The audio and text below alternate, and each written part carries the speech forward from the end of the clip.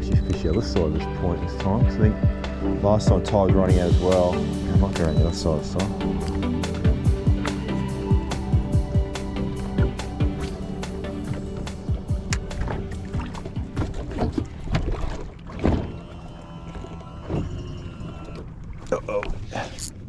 I got one. I just threw it out and was not even doing anything. I ate it. I thought it was snake squid. Squid. Yeah.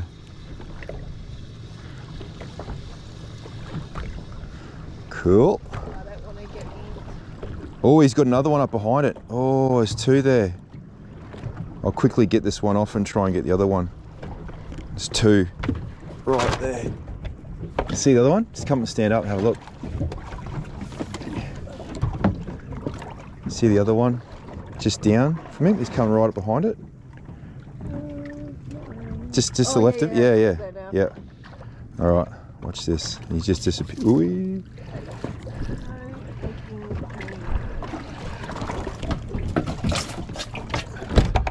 Throw it out, drop it down, see if we can catch the other one. Hey, straight onto it. Got him. Look at all that ink. Yep. Squirt out there, buddy. That's a boy.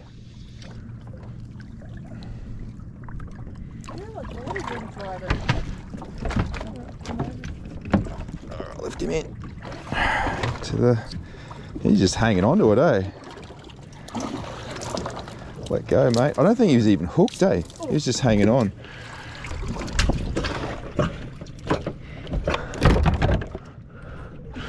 I'll just leave that open. Try and catch some more. It's just coming over the back of that. There's like a drop off behind us. Gets a bit deeper and they're sitting right on the edge of it.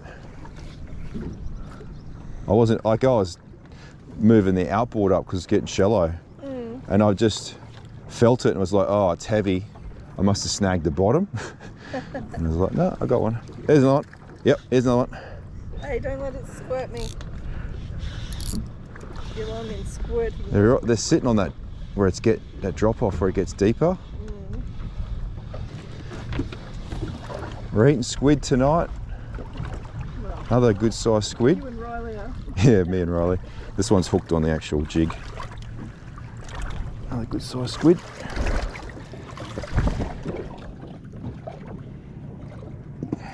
Oi, got me. Right in the face, water. Oh, I inked then. Just as I don't know if you can see, but I've been inked sufficiently. Just on a little drop off here. We've got some rocks and it drops into a bit deeper water. And the squid are just sitting on this this ledge on that last of those bigger rocks before it gets a bit deeper. So I've just spot locked up and pulled three in 3 casts basically, or yeah, 3 in 3 casts. So I'll drop in again, see if we get some more.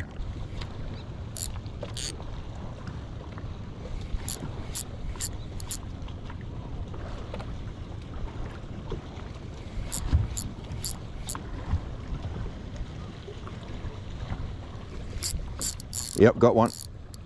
Yeah, feels like a good one, this one. Oh yeah, he's all right.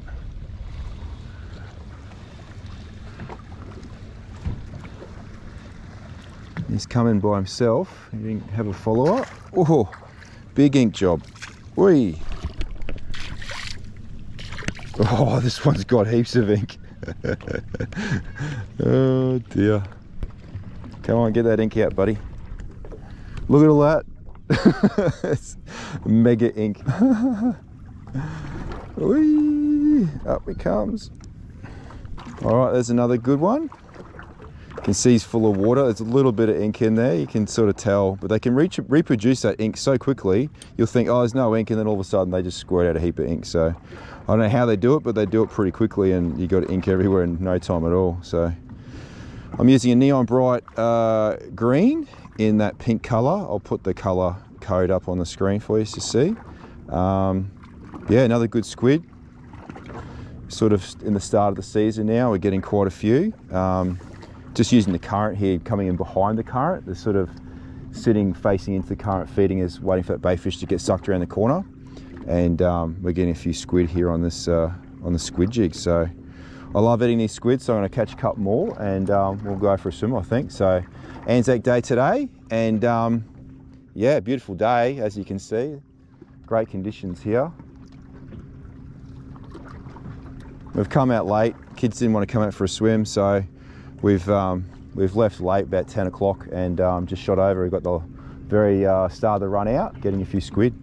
All right, pop this one in the live well. I didn't come with any esky or ice, but I've got the live well there so I can keep them alive in the live well. Yes, you don't have to get out early to catch the squid. I mean, it's probably more tide dependent, depending on the spot that you like.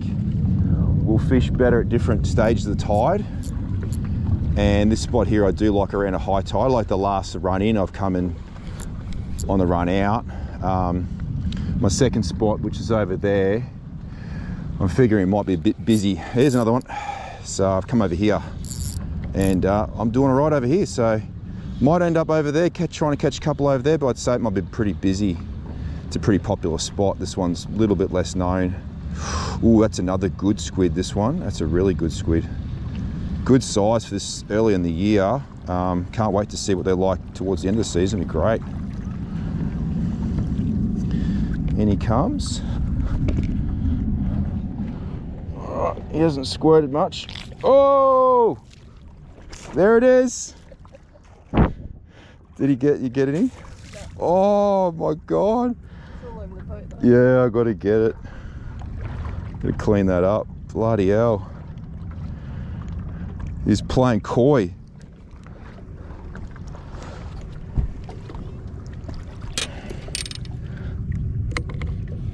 All right, got him.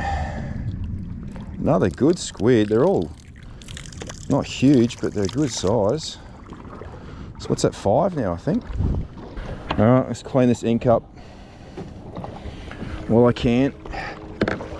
I've worked out that sea deck doesn't. Look at this, there's a squid come up. I had this hanging in the water. Squid come up to the jig as it was just dangling in the water. Watch this. There's like half a metre in the water, the squid jig, and then the squid come up. Yeah, he's got it. Got him. Oh, wow. Oh, I think, is there another one behind him? This one's only a little one, this one.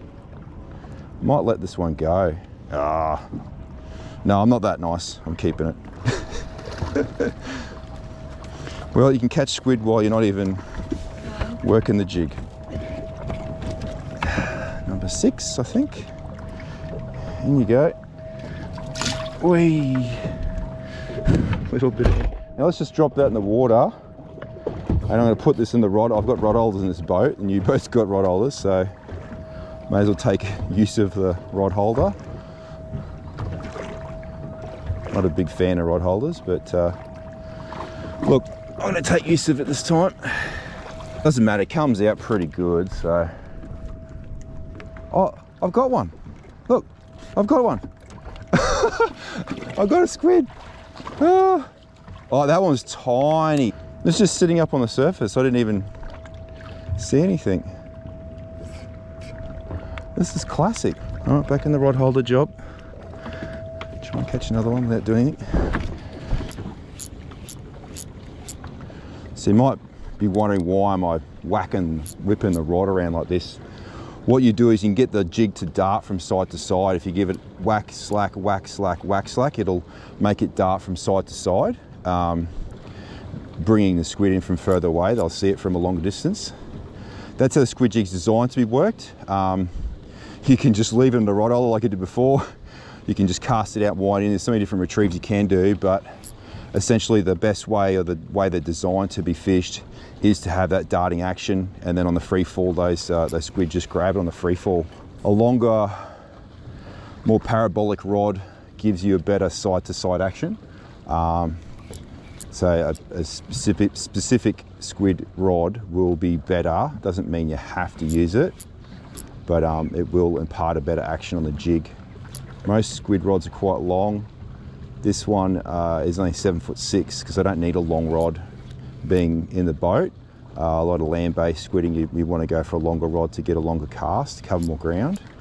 But I'm not really needing to cast a great distance because I'm in the boat. I'll try and get that action now, see if you can see it dart from side to side. Pretty hard to do next to the water like that, but that's the general idea. I fished with SK Kuanama last year at this very spot, and I learned a fair bit watching him squid jig, mostly about the slack on the fall. He really pays attention so that he knows when the squid have grabbed his jig as it falls down towards the bottom.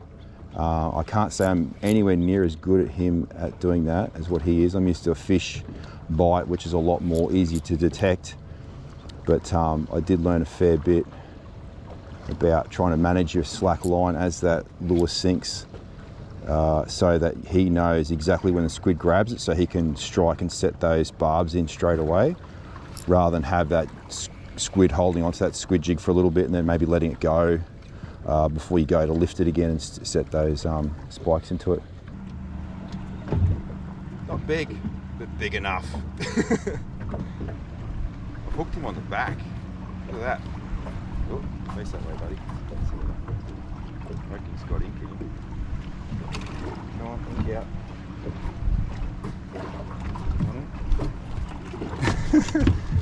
out. All right, it's a good little start. I think we've got probably 8 squid there in maybe half an hour to an hour, I reckon. So I wasn't really planning on doing much videoing today. I brought the cameras just in case. I've just basically been doing a fair bit of work to the boat, and I've got a few things sorted out, and I just want to test it all out, see if it's going all right. And brought the wife along. We've left 10 o'clock, and yeah, got stuck in the squid on that tide change. So going to go have another spot now and see if we can find some over there as well, and possibly go for a swim. It's getting pretty warm, so might jump in the water, cool off.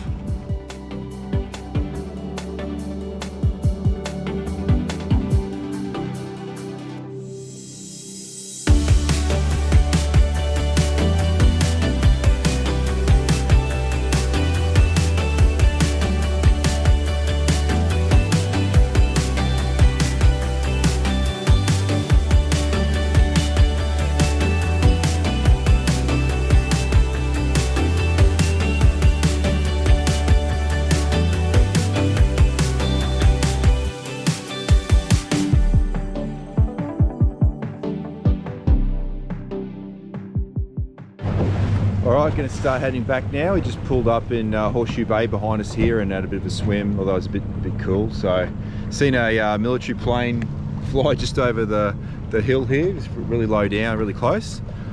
Beautiful sunny, guys, good to get some sun, and it looks like we've got some cloud coming in from the south here, so we'll start heading back now. It's just a bit after lunchtime, so pretty cool way to spend Anzac Day, and getting a few squid was always good over at the island there.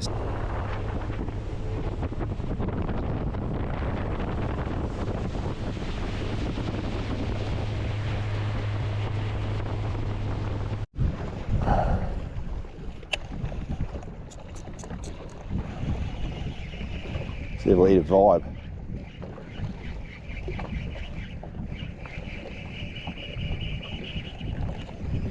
Pretty cool. Cool if I catch one.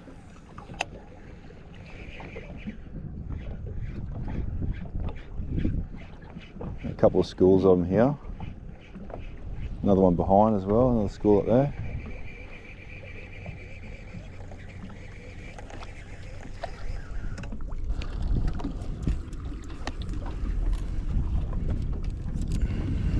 They can be very hard to catch.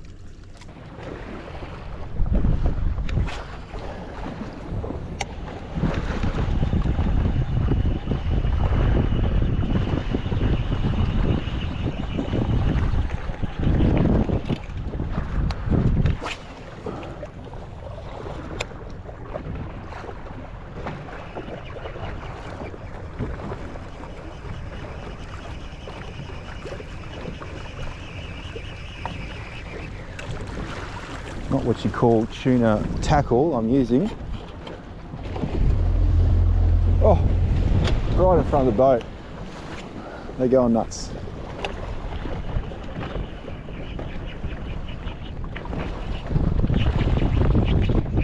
Oh.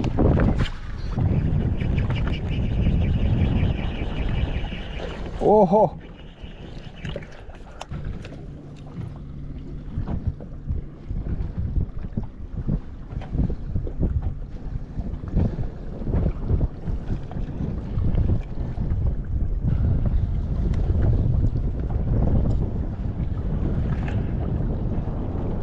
Try a bigger lure.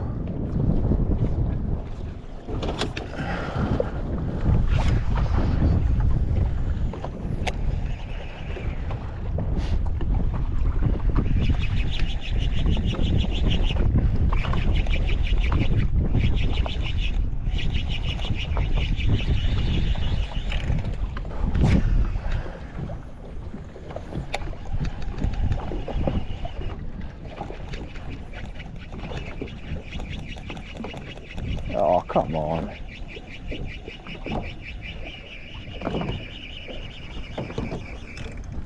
That would have gone through there. Maybe I should try a stick bait.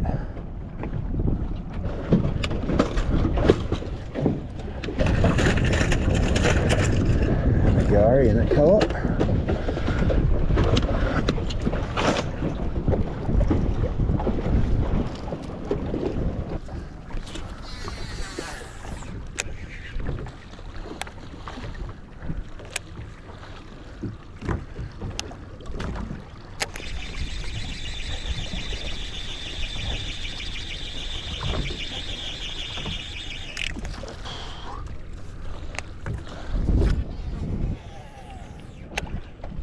Oh, big bait ball, wow. You see all the bait come to the surface then. Big brown mass. Oh, had a follow. There's a big bait ball on the surface here. I'll just sink it down below it.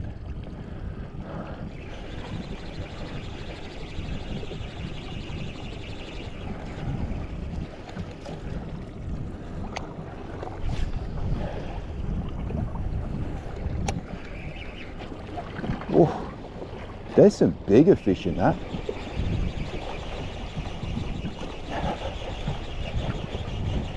Oh, I can't believe I'm all the way out there. I need to be here.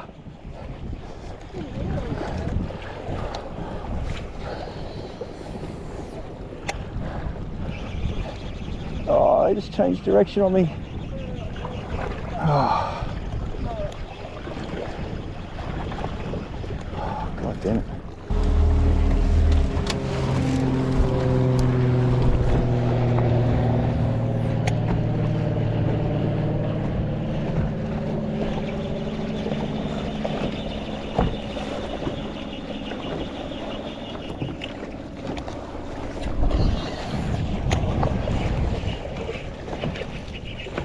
Yes, go on, yes.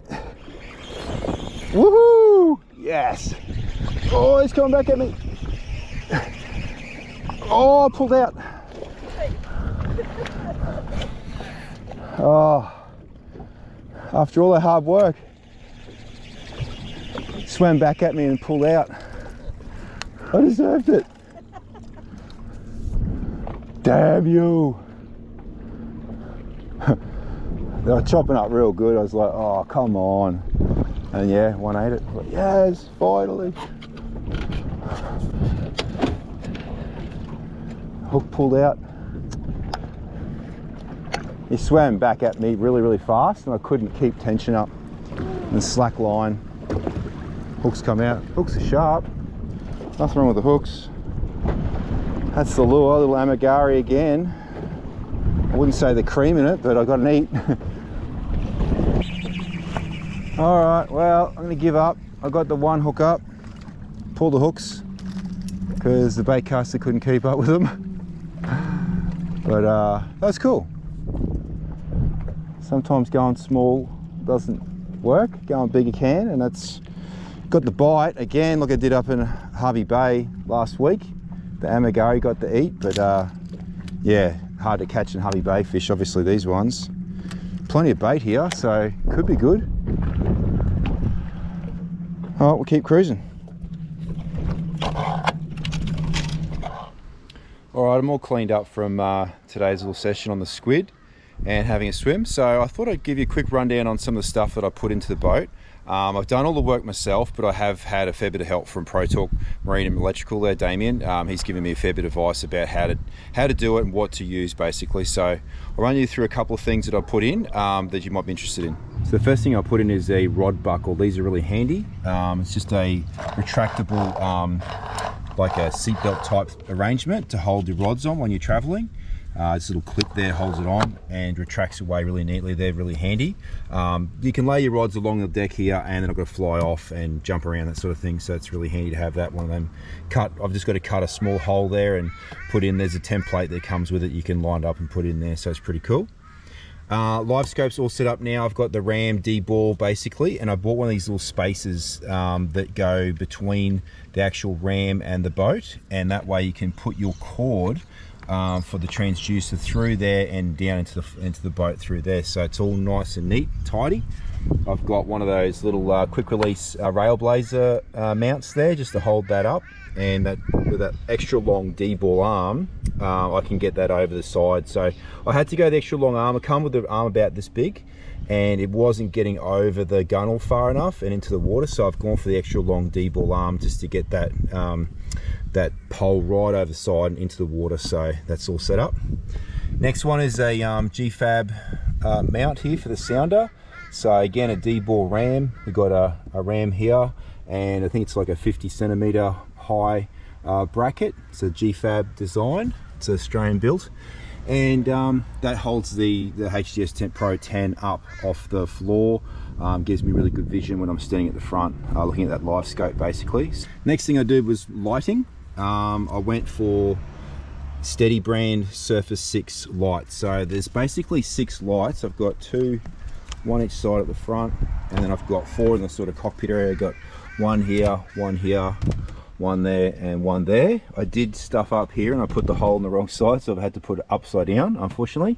But you don't really notice. It's pretty cool. Now these are a really good remote controlled unit. So you've got an app on your phone that controls, just like the Invicta batteries and stuff like that. You've got your own little app there, and that's your Steady 6. So you can change the color, you know, yellow, green, blue, pink, all sorts of different colors. You can have the colors changing, or you can have just one color on.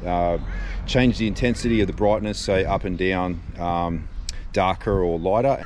Next thing I did was sound system. So I like to play music when I'm heading out to fishing and heading back. I like to play some music while I'm going out. So I bought a an RA60 Fusion setup. So it's a Bluetooth remote control version. You can again connect your phone to it, run all your music off the phone. I've got that to a Fusion amp, and then I got 2 sets of speakers. I've got the Sports EL speakers, and then just some standard classics, 6.5 inch each. So they're pretty powerful. Gets that music going pretty good. So the other thing is I put the Steady 6s on a switch here. I've got them on a little switch there I got off Damien. So that's just it lights up to let you know that the lights are on. As you can see there, they light up. So push button on and off, basically that illuminates, so you know you got it on, although you're going to see the lights anyway. So last but not least, the biggest thing basically was removing the passenger console. So basically I had the console here, it was cut through here, sitting up here. There's glassed into the hull here and glassed into the hull here. I've done a repair. It's not a perfect repair, but I've basically bought some flow coat from Whitworth's, and I've bogged that up and then sanded that back. I might just put a sticker over that or something, or I might fix it up a bit better, but I've just basically sealed that off so there's no water getting into the glass there. And then I end up cutting the hole for the speaker here, so it pretty much took up that area that the bare glass was there. Now I've only used it the one trip so far, but even just chasing tuna in today really opened the boat up. I can stand in here. It's not, the gap between the 2 consoles was probably a bit too narrow for a boat of this size. You know, 16-foot boat with 2 consoles. It's not a particularly big boat to have twin consoles in, like a 19-20 footer, probably a different story. But yeah, and the style of fishing I do, it just sort of got in the way. I need to run around the boat a bit more. So removing that console's really opened that up. And then I also took the passenger seat off a slide system. and I put a pole seat in there so I can take that seat out, and I've got a nice flat base there, so that again that whole area opens up for me when I'm fishing solo, which is probably 70 to 80% of the time fishing solo. So that's pretty much the gist of what I've done. Again, like I said, I've done most of the work myself. It's not been the most pretty work, but I've got the job done, and just getting that advice from Damien's been a real big help. Basically, if I was trying to do it on my own and not get any help, it'd be very difficult. So I recommend you take it to a professional to do it, but if you want to have a crack, just do some research. It's not out of the realms of undoable. I don't know what else I'm left to do. Like I said, I've got to put another switch in here for the underfloor lights, and beyond that I think I'm pretty much done and ready just to use this boat as much as I can now. All right, so that's a little rundown of what I've done, and all right, I'll catch you next week.